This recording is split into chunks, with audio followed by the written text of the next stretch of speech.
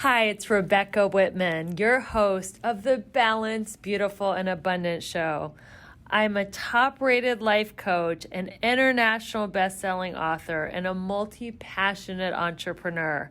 I'm on a mission to help you go from burned out to balanced, beautiful, and abundant.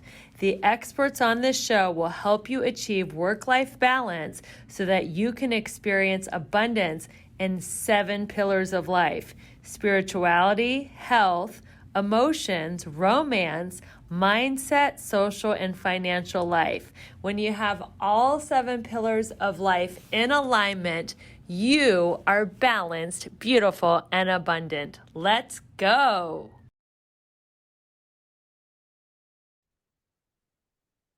Hello, everyone. Welcome to the Balanced, Beautiful, and Abundant Show. I am your host, Rebecca Whitman, helping you go from burned out and overwhelmed to balanced, beautiful, and abundant. I have got to thank you all from the bottom of my heart. We are rising in the ranks of the podcast rankings. We have been holding steady at top 1% in self-help.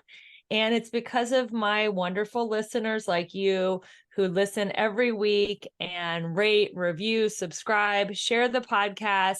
Whatever you're doing, keep it up because we are enjoying the top 1%. And that means that more people are getting the message that you don't have to live exhausted, depleted, and burned out. You can raise your vibration and live life balanced, beautiful, and abundant. So thank you so much.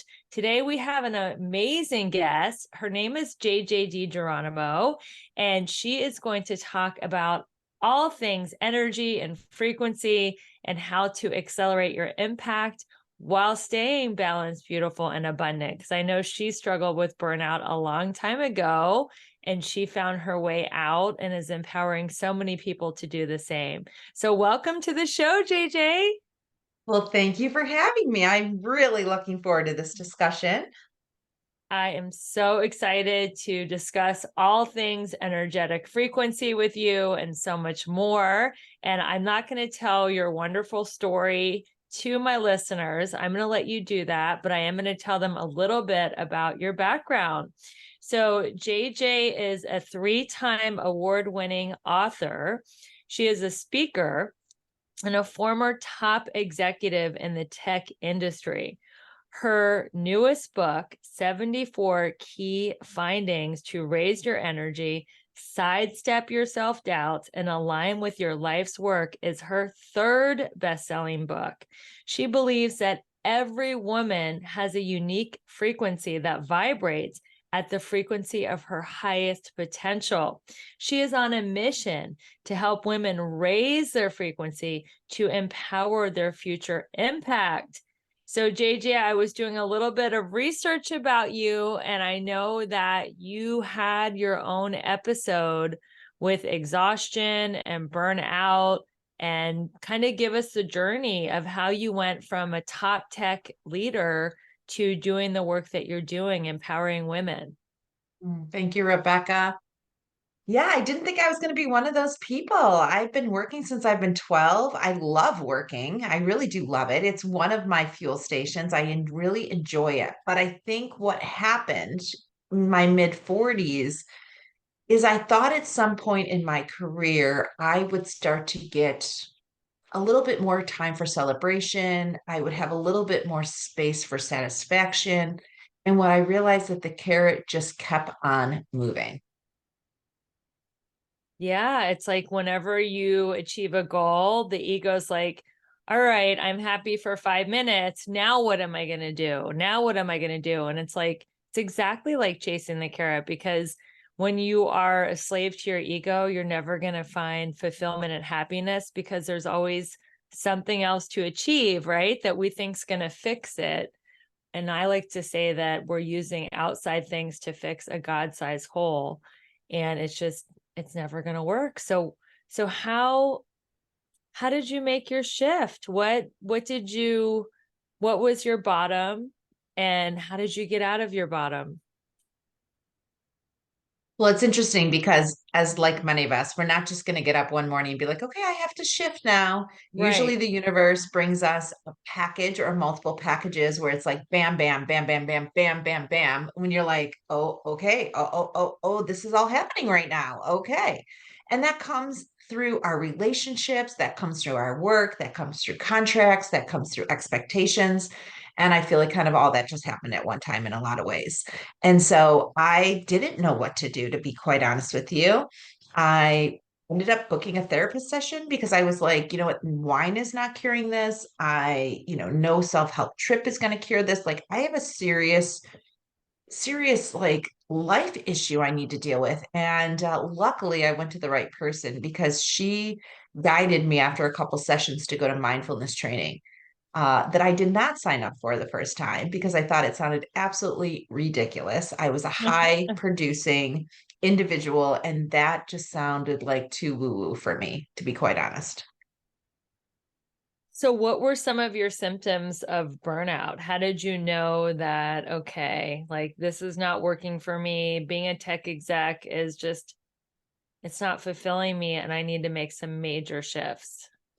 Yes, well, that happened a couple years earlier, and I ended up going to Sedona for my 40th birthday. And I write about this in my third book about the guilt I had of going on a solo trip. And the funny thing is, I made plenty of money. But I just felt guilty carving out time and money for my own exploration. But I knew when I was turning 40 that something had to shift. It wasn't until 2016 that really everything started falling down around me.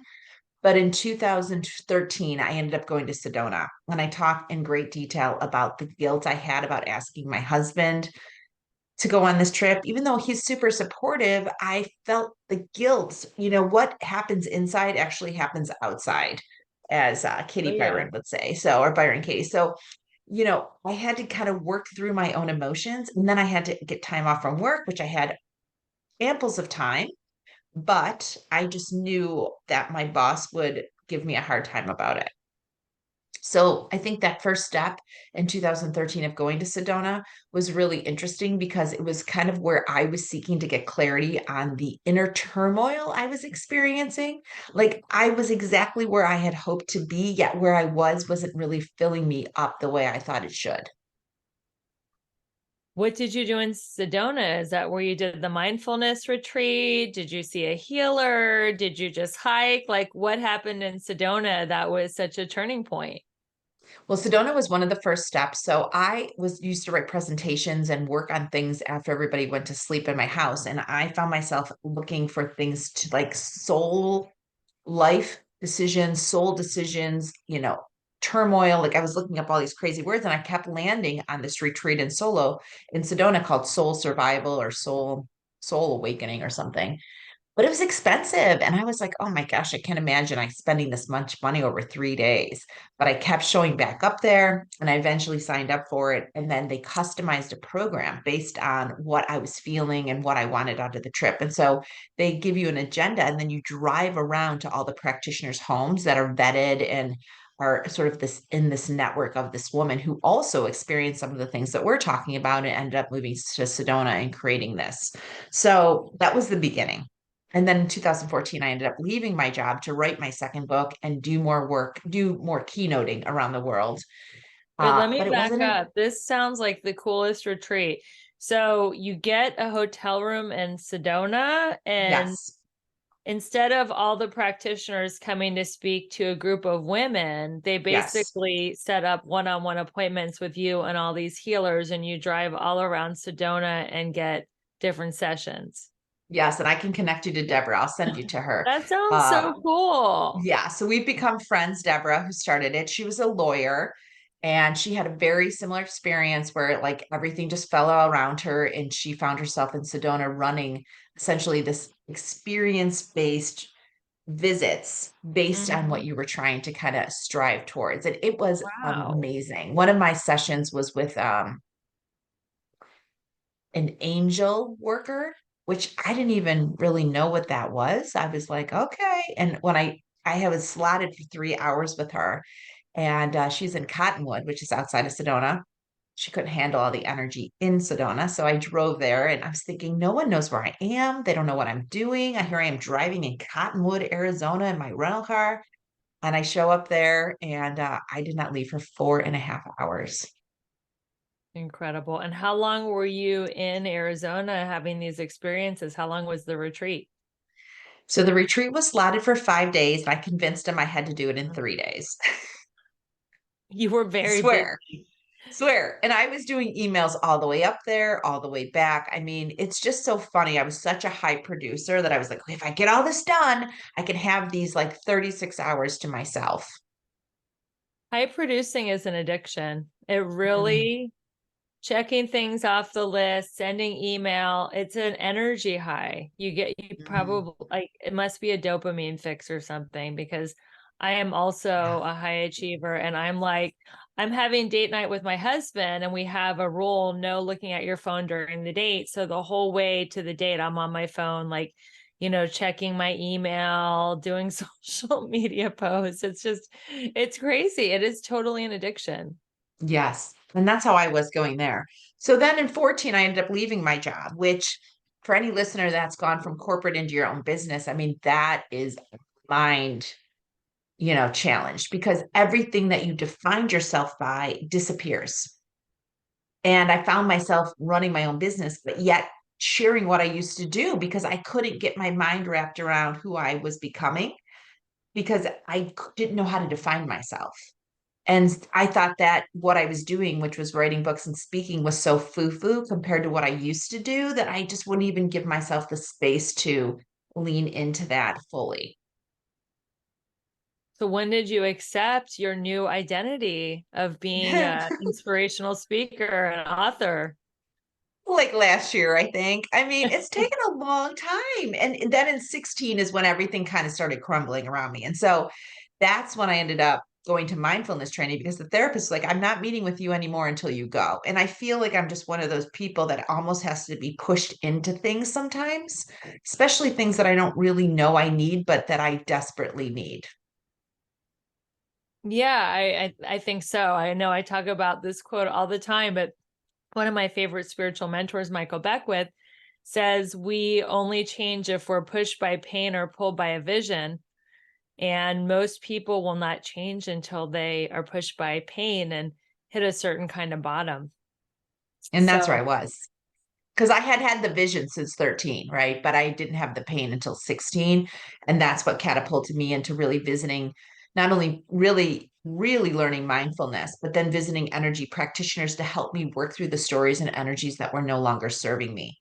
And I didn't really talk about this because I was a productive businesswoman and visiting with energy practitioners on the side of my desk seemed goofy, I think, to a lot of my clients and people that I work with. And that's why it took me almost 6 years to really be comfortable with the work that I was doing from the inside out.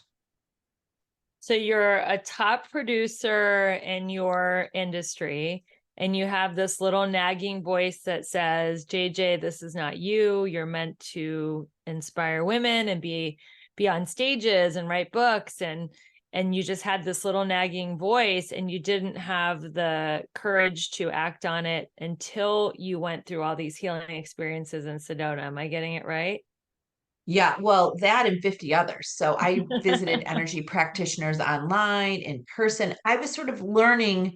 I'm a three in human design. So three is a trial and error. So you just go and try all different things and bring back the best practices. And I remember my parent kids used to leave on the bus. They were still in middle school, and the bus would leave. And like I literally would run back to the house, let the dog out, and drive 2 hours to Pennsylvania to visit this woman, Paula, that I did some energy work with conference calls all the way there, all the way back. And I would get back just as the bus would pull in. And I remember telling her, I've got to figure out a way to help more women work through their stories, work through their darknesses, work through things that they're not going to tell anybody that's really overshadowing their potential. Because not all women can drive to Pennsylvania on a Tuesday afternoon like I could. And so that's really what I had hoped to put together in my third book is strategies and tools to help women work through stuff that is no longer serving them that allows them to create a catapult for where they want to have impact next. So, as an author and a speaker, coming from a tech business background and then taking this deep dive into woo, Mm-hmm. how do you translate that to business people? Because I'm sure your ideal client is someone like you, who's a business person who feels unfulfilled and is on the verge of burning out. How have you learned to translate the woo-woo energy frequency into civilian terms, so to speak, to the Mm. business world? That's great. Well, I just added light worker to my LinkedIn profile in the last 12 months. So I'm slowly, but I do talk a lot about self-doubt because I think self-doubt is what a lot of energy practices help you sidestep. We're not going to get rid of our self-doubt. We're not going to package it up and put it in a box. That's not going to happen, as Brene Brown would say. We have to learn strategies to work around it. And our self doubt, our stories, activities, actions that happen this lifetime or past lifetimes, if you believe that, that are still driving the things that you focus on, pay attention to, and do. And if women in particular, is what I work with mostly, if they have a desire to have more influence and impact than they have today, it's often their self doubt that's holding them back the most. So, what strategies do you tell women to overcome their, I like to call them limiting beliefs or Mm, their old stories that are no longer serving them? yes.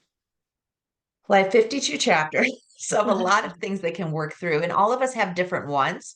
But I'll just say the highlight. I mean, some highlights that I see across many women is one, a lot of us struggle with perfectionism. So, perfectionism is Mhm. often a hiding mechanism. And so, you Oh, really wait, need to wait, get let's under. pause everyone. Write that down. That was gold right there. Perfect. We need to stop you there because that was incredible. I've never heard this. Perfectionism is often a hiding mechanism. See, I don't understand that. Explain that because I think of perfectionism as wanting to look good so you get more attention. So, how is it a hiding Mm. mechanism? So if you think about perfectionism and what that is and how that's shown up for you, think about a project, a situation. Most of us, including me, I'd even say I was a perfectionist. I would overdo it in many Mm-hmm. ways. I'd overdo it. I'd over deliver. I'd overread. I'd over prepare. I would get my teams to do extra work. The reality is perfectionism is a hiding mechanism because you have self-doubt or you have imposter syndrome or you're struggling to believe you should be in the role in which you are aligned to right now. And so you overdo so that nobody knows that you have any doubt in the role that you sit in. Okay, so you want to do such a good job and be so perfect that people don't see your inner insecurity or your vulnerable side. So it's kind of like a protective shield. Yes, and I'll just say someone else say to me, "Well, no, I do it because I want to get promoted." And I'm like, "Well, if you want to get promoted, yes, you have to do a good job in the role that you're in. But you also have to have executive visibility. You have to be aligned to certain projects, often that have P&L and really significant milestones and data points. And you need to have a sponsor, somebody who's in rooms that you're not invited to, that will potentially leverage their social capital to help you. So if you think you're being perfectionist because you want to open future doors, let me assure you that that is only a piece of what you need to do to make that happen. And perfectionism for me was very much a hiding mechanism. And I did at times think was opening doors, but in reality, it's more about what I did when I like working on my career than working in my career. And perfectionism is very much an in your career activity. So when we feel ourselves leaning into perfectionism, thinking we have to look perfect, sound perfect, be perfect, have the perfect body, the perfect relationship, the perfect home, the perfect kids, how do you combat perfectionism? I mean, first of all, like, doesn't that just sound exhausting? It does, but Who the that's heck what wants that? women think that that's what they need to be is perfect. No, we need to be authentic. We need to be totally comfortable in who we are and knowing we're not perfect because we hide stuff all the time. I hide it. Everyone hides things. But I feel like for many women, like we need you just the way you are. We need more women at more tables. And unfortunately, if we're always trying to be perfect, we're never going to strive for that stretch project. We're never going to strive for that seat until we feel like we have every single thing done to now raise our hands. And this is why there's just so many challenges, not only inside of us, but outside of us, of why women are not getting at the tables that we need to be at. They need more women at these tables. We need to balance the energy of the planet. And men are not as perfectionistic as women. They're more comfortable being their authentic selves. Well, and that starts from a super early age, right? Women are often taught to be perfect much more than men at a very young age. Mm-hmm. It's So those are some of those stories. Like, how do you unwind those? And I've really been working just to be good at 70%. Like I kind of put stuff out at 70% now because I'm like, if someone really wants to be better, they're going to tell me. And I feel like, I need to do more and get to more places. So I just cannot burden myself with trying to be perfect all the time because I'm not. I'm not, nor do I care to be. I totally agree. I like the saying done is better than perfect Yes. because people get into analysis paralysis where they don't take action toward their goals and dreams because they're researching it and wanting to be perfect. And there's so much that we can learn through taking action.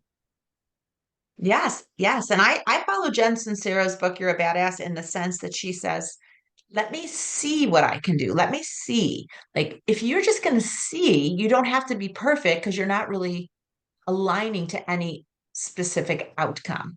And that's a strategy I use to trick myself into leaning into things that are calling me. And I like what you said. If you're stuck in perfectionism, you're never going to have that stretch project, meaning you're never going to get out of your comfort zone. And everything that we want is outside of our comfort zone. Well, very much so. And the reality is, there's a lot of research, especially women in STEM, that women that really succeed or get to that next level have self-efficacy. And self-efficacy is having a vision for where you want to go and believing you can achieve it. But self-efficacy is learned, and you can only learn it or collect the chips around it if you stretch before you're ready. So if you're sitting there saying, well, I was tapped on the shoulder to do something, but I wasn't ready, or I wanted to lean into this, but I'm not sure I'm ready. If you're 60, 70%, believe me, other people will tell you no. So just lean into it and check it out because you want to start collecting those self-efficacy chips. I love that. And what I like the saying, what would you do if there was no failure? Because if you're only 60 or 70% ready and you fail, so what? You're going to learn from failure and you're going to learn what works and what doesn't work through just taking action. So why not just go for it? Yes, and I'll even add to that, like I'm a big collector of no's. Like I'm always like, let's just collect Yeah. as many no's as we can because it's a numbers game. Like every no is closer Yes. to a yes. So start collecting your no's. And you know what? You can get no from the same person multiple times. Where a lot of people are like, well, they said no 2 years ago, so I just don't know if I'm going to ask again. Ask again. Half people won't even remember that you asked 2 years ago for that position. That is so true. People hear no once from one person and they will never go back. But they say it takes at least 5 to 8 follow-ups to make a sale or to make Yes. an appointment. So keep going back. It's like our ego though is like, oh, as women, I feel like the no hurts us on such a deep level. And how do you desensitize yourself to the no? Well, I was in sales for 3 years when my kids were super young, and I got really comfortable with no because I was told no all the time. It's a super hard job. But I would say that we have to remember as women that corporate America and the business world is mostly masculine energy. We're Mm-hmm. all masculine and feminine energy, but women in particular have to check all of our knowing, insight, and wisdom at the door. So we're walking through the store with only 50% of our toolkit, yet expecting ourselves to deliver at 120%. So that's where the exhaustion comes from. That's where, like, I can't believe I have to do this one more day comes from. So I believe that sometimes you're just not aligned to the right place in your life. And I think doing some energy work or, even Reiki, maybe doing some mindfulness classes gives you more self confidence in what you really want to lean into. So that if you do get that no, it's more of like, hey, this is not the right door right now. Maybe I'll try the window. Maybe there's a back door, and I just feel like if it's really heavy on your heart of something you want to do, it will happen. So just keep at it. That is so wise. Well, now let's get into the woo. Let's talk about what does energy frequency mean to you, JJ? Well, I think of like a radio station. So FM radio is frequency modulation. So I'm thinking, am I resonating at 85.7, 92.4, 99.7, 102.5? I find that the higher I can work at, the more opportunities that I'm truly interested come my way. And so I have to really mine my energy and I do it very specifically. And it's taken me all these years to figure it out because there were times in my career where I was in the mud puddle. I was a practicing polluter. I was complaining about the coffee machine, the parking lot, my delayed flight. And I've had to really train myself to really focus on things that are serving me and energy that I want to resonate at. I've never heard that phrase. What does practicing polluter mean?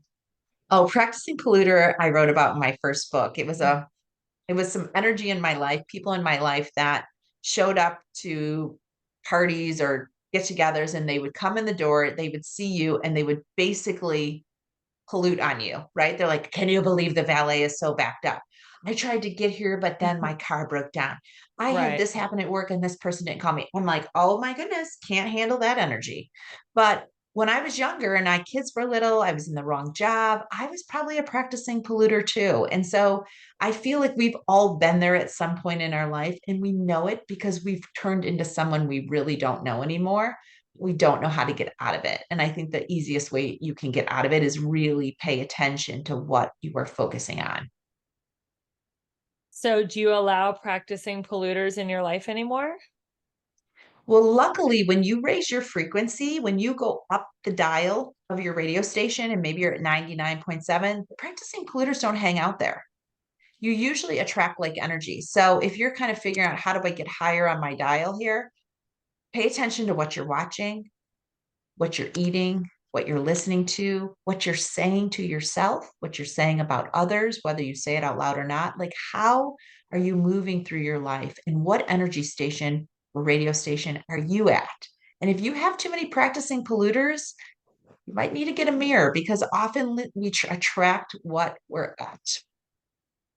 What kind of diet do you have to keep your frequency high?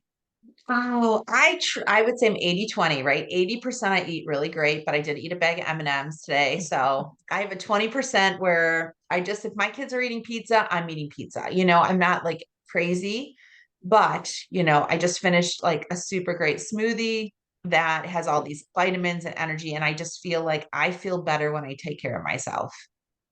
I mean, are you like plant-based, pescatarian, paleo, keto? Like what kind of Say plant do you have? pescatarian most of the time. Yeah, most of the time. And mostly just because I don't want to eat chemicals. I try to really try to stay away from chemicals as much as I can. So you feel that junk food and soda lowers your vibration? I do. But Yeah. sometimes when I'm on my third flight on a Saturday, which happened this weekend, like I'm drinking a Coke. My sugar's low, like I need a Coke. So I think everything in moderation, but I would say that I really do try to think about how I take care of myself. Yeah, that's great. And So, friendships. I just want to say friendships are a really big piece of this. Like some women carry friendships for a lifetime that are no longer serving them. And they'll say to me, good. well, they've been my friends since second grade, but they're such a practicing polluter. And I think for women, you really have to think about like, how is this energy serving me? And is this the best use of my time? And do I need to call them every single day? Or can I get down to 3 days a week or something like that? Because even though we have relationships that we've had a lifetime, sometimes they're doing more damage than good. And I think for women, that's really hard to wrap our minds around. But if you are somebody that is aspiring to have more influence and impact than you have today, you have to really think about how are you going to create that pad to catapult yourself forward. And energy is probably one of the biggest pieces of that equation. So, what are some signs that a relationship, a female friendship, is toxic and that we should distance ourselves from that person? Hmm. Well, I just think like what I always say is like think about how you feel when you call somebody. Hmm. What's your energy? Is it positive or negative, plus or minus? And how do you feel when you get off the phone with that person? Is it plus or minus? And I talk way about this in my first book is that we have as many people talk about energy vampires, the people that just like suck your energy, use you, basically lean on you for everything that has happened in their life. And I think we often need to just make sure we have enough pluses in our life and not all of our relationships are draining us. How many close female friends do you have that you talk to every week? I have a lot of females in my life, but I wouldn't say I talk to everybody every week necessarily. But I have Hmm. groups of women that have been with me my lifetime since third grade. I have friends from third grade. I have college friends. I have neighborhood Wow. friends, and I have sister-in-laws. And as I've moved through my journey, my friends have changed. They have changed. I moved to where I live now. I had one set of friends. I wasn't in the best place in my life when I moved here. And a lot of that energy has shifted over the 20 years. And my friends are very different. I have a lot of light worker friends in my community now that are doing amazing work. I have had the same experience as I continue to grow and evolve on my spiritual path. I have had major shifts in friends as well. And sometimes I've walked away, sometimes they've walked away. And I just know that it just is no longer a vibrational match. And I think that if you're listening to this and you've had that happen, it can be really painful when someone walks away from you. But just know that all things are working together for your highest good. And just like JJ said, when you evolve, sometimes your friends don't evolve with you, and you get newer friends that are at your vibrational wavelength. And that's a beautiful thing, too, to have new friendships, because so many people, once their college years or graduate school years end, they don't seek to cultivate new friendships. And I've had so many wonderful new friendships in the last few years that have just enriched my life. That's so nice. It's so nice. And I can empathize. I've had some really hard friendships slip away. And it's hard. It's like you're losing part of you at some level, but you do have to believe that there's a higher good. And especially when you're working in energy and you're really working on your own energy, it's amazing what doors open. Yes. So speaking of energy, why should we care about our frequency, and how can we raise our vibration? You mentioned food. I know you Yeah. have some other tips and tools. Well, I Tell. think what you listen to, right? What are you listening Mm. to? I used to watch all kinds of TV with my kids and my husband, all that stuff. And now I just have to really be like, that I don't want to see people hurting people before I go to bed. Like, even if it's just a murder mystery or something, like, I just cannot. I've learned I'm an empath, so I can't really take on all that energy. But I do love a good, YouTube inspirational video, nature videos. Like I'm kind of grandma-ish now in my energy and the things I watch. But you'll once in a while, you will kind of watch me The Bachelor once in a while because what bad happens on that is just a lot of emotion and but it's can check out. And so I think what you watch is super important, what you listen to and what you talk about. I have somebody in my life that just can agonize over something for 20 minutes, of like whatever, whether it's the grocery store clerk, the school board, the airline attendant, who it doesn't matter. It's like the same story. And I think, we used to talk a lot and now we talk maybe twice or three times a week for a much shorter time. And I think she's found other people to talk to things about. So I think for many of us, we just have to work on our own energy and let other people's energy take care of itself. When you feel yourself getting derailed and you are feeling yourself complain or worry or obsessed about something, how do you reroute yourself to get your frequency back up? Yes, and this happens every week. So I'm constantly working on it. I'm a big practicer of gratitude. I heard Oprah talk about this probably 40 years ago, like write 5 things down at the end of the day. But honestly, I have to do it throughout the day. And if I'm downward spiraling, this usually doesn't work. But if I start my day just having gratitude for little things like clean water, hot tea, gas in my car, like really simple things, it can kind of set the stage for what's ahead in the day. But if I jump out of bed and just like I'm late or I'm rushing to get something where sometimes I forget to set that kind of milestone or metric of where I'm going to work. And I feel like I really just have to ground myself. So I literally put my feet on the ground, whether I'm in my car, on the street, in my office, and I just visualize sort of from the top of my head all the way down my body. I visualize just the energy that's no longer serving me or it has no positive anchor to just dribble or drain, just like a faucet, right down my torso, down my legs, and right into the floor. And so it's almost like I physically drain the stuff that's no longer serving me.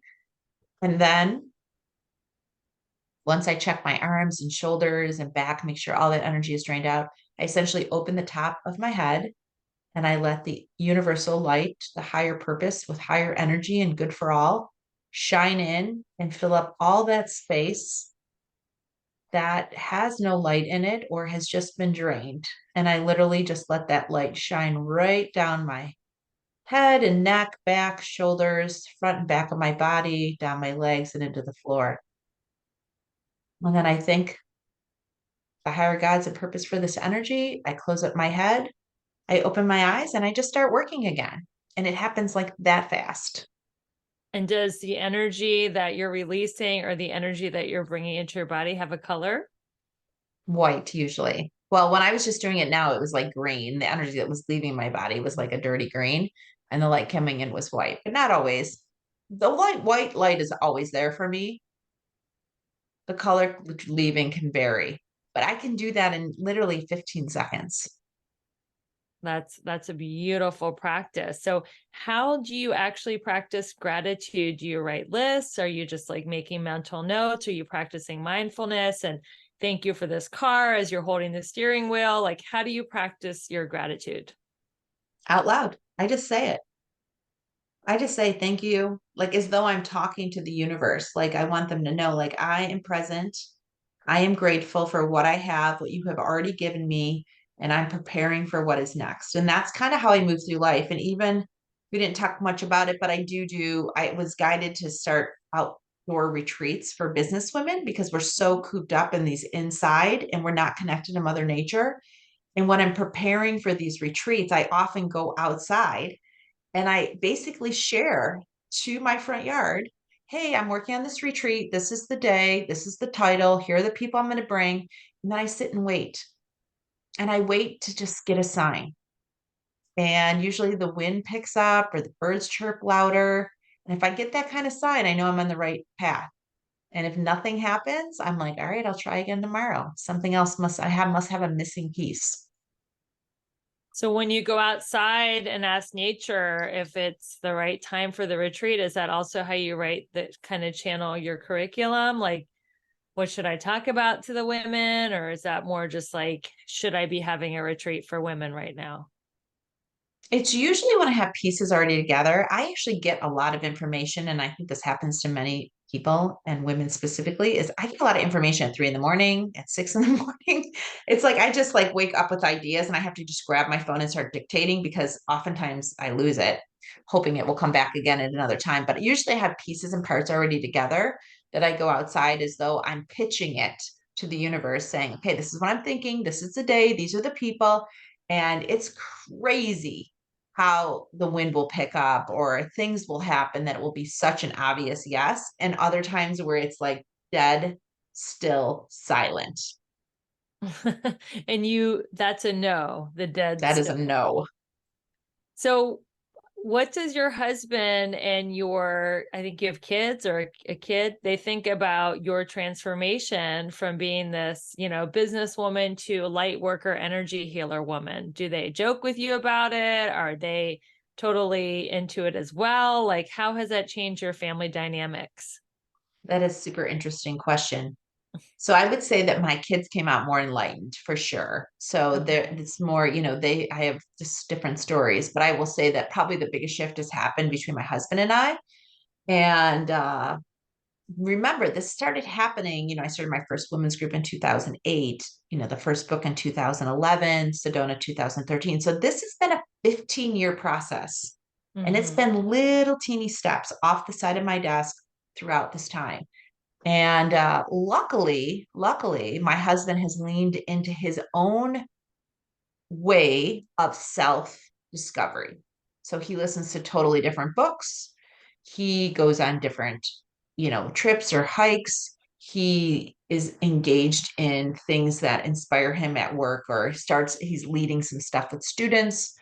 So he doesn't do what I do by any means, but I will tell you that he too has been raising his frequency in his own way, not at the same pace, a pace that's effective for us, as Gary Zubak would say, right? That like your souls will either grow together or not. And I would say that in the grand scheme of things, we have each found our own way of having more inner peace. So he is also not on your exact path of energy work, but he's on his own personal growth path, and you guys kind of meet in the middle and can share what you guys are learning on your own respective paths. Is that what I'm hearing? Yeah, I would say that. I mean, he's in construction. Mm-hmm. So it's not like he's walking around with like a Zen tattoo and doing Yeah. yoga on Saturdays by any means. But he is working on self-reflection activities. He's doing a guy's trip to build water tanks with a couple friends of his. Like he's doing it his own way, Mm-hmm. which is working. It's working. And, we've talked at different times where he's like, well, are you looking for somebody more spiritual? And I'm like, no, I do that all day long. I don't need to have that in my house too. Like I need a place to just relax and have fun. And he brings a lot of fun to my life. That's wonderful. And if he's happy, then he doesn't need to do all this like energy healing work, because Yeah. the whole goal of why we're doing this is for happiness and fulfillment. And some people, we want to do this to get to deeper levels of happiness and fulfillment. And if somebody else is totally there on their own through either their just natural personality or what they're doing in their life is helping them reach happiness and fulfillment, then they don't need to do this kind of work. Your husband's already there. We're all just trying to get there, right? We're Mm. all just trying to figure Yeah. out more about who we are. And I would say Yeah. that, if you've never read Seed of the Soul by Gary Zubak, it is fascinating because it really talks about our relationships and how our relationships bring forward our biggest lessons. Yes, and that book is also all about intention. So that's going to be my last question of the day. I know you speak a lot in your books about the power of intention. So how can somebody listening to this apply the power of intention into their lives? Hmm. I'm going to refer back to, I just did an interview with Kathleen that talks about body talk, and she uses her body as a way to validate. So she sits and asks a question, and if her body leans forward, it's a yes. And if her body leans back, it's a no. And so I think for Mm. many of us, really relying and listening to ourselves, our souls, and doing it in ways that gives us confidence in where we're going. Because some of us are going down paths that we don't know anyone else that's been down that path or has done that type of work. And it's hard to know sometimes how to get down the path, if you're on the right path. And I think really using your body as a tool, or nature, like I do, to determine if you are going down the right path, if you're unsure about your choices, if you are lost, maybe even in your choices at times, start small. Like, do I want to do this? Does this make me feel good? Does this align to my higher calling? Just asking yourself these three questions and just either standing and seeing if your body leans forward, or maybe you're outside like I do and see if the wind picks up. But you have a lot of information available to you. It's just about figuring out how to tune in.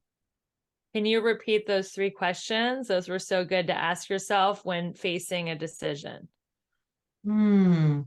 You know, I'm a channeler, right? So I'm like, yeah, what did I just say? Oh, I thought you were like, these are something from your book. Like, because you said, ask Yeah. yourself these questions. But yeah, like, Like, I just want to say, like, it's basically asking, am I on the right path? So, does this yeah, feel good? Does this align with my higher calling? Is this the work I should be focused on now?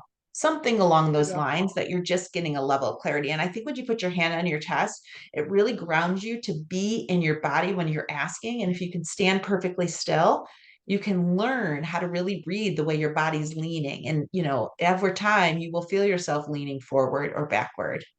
And yeah, I just like my last retreat for women in business, I gave them pendulums and they were like, what the heck? And again, it's just about this inner knowing, tapping into what is already available to us, but is often deprogrammed, right? We're taught not to really listen to ourselves and our wisdom and follow our inner compass.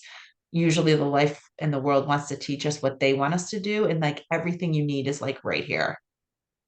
I love it. People think they need to go to the Himalayas and like study in a cave for like a year with a shaman. And it's like, you can do that. And that's probably a beautiful journey. Or you can just get still in your body and just ask yourself, because Mhm. you and the shaman and everyone have access to the same higher power. So True.